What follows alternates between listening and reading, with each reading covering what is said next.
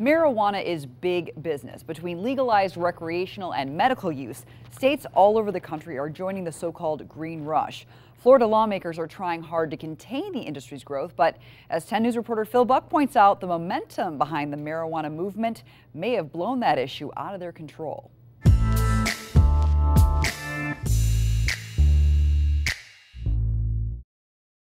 I want to show you something. You see, we're inside one of Florida's medical marijuana dispensaries right here in Tampa Bay. But surprise, surprise, there are no jars of pot in any of these cases.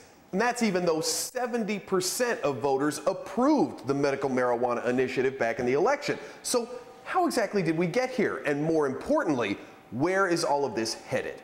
Let's start with how we got here.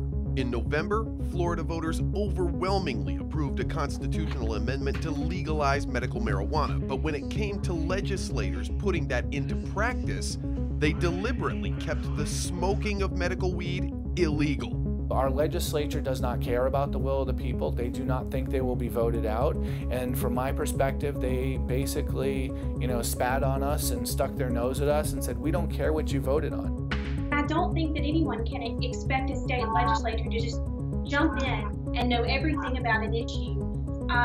So I think these kinks that need to be worked out are nothing more than that. Now, there's a reason why national advocates like the Marijuana Policy Project are so confident. You see, they've seen the drastic change in public opinion over marijuana in the last 2 decades. More than half of Americans now believe it should be legal. It's already legal in 8 states and Washington, D.C., and more than half the country allows medical use. And this massive shift in thinking has been a tough pill to swallow for anti-drug organizations. What's it been like for you to watch sort of states fall one after the other, like go this way?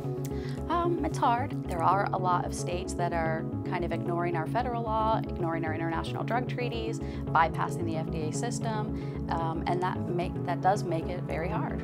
Speaking of the federal law, even Congress is starting to face the reality that most Americans want to see an end to marijuana prohibition. This month, Senator Cory Booker of New Jersey introduced a bill that would legalize marijuana across the entire country.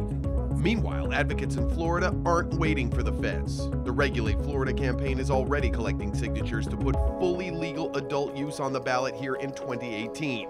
And when you're talking about a multi-billion-dollar industry, the people in power won't be able to ignore all that money for long.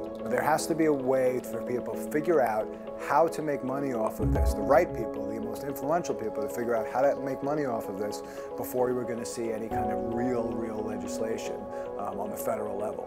And I think that they're very close. Regulate Florida has a few thousand verified signatures right now, which means it has a lot of work ahead to reach the number it needs by the end of the year.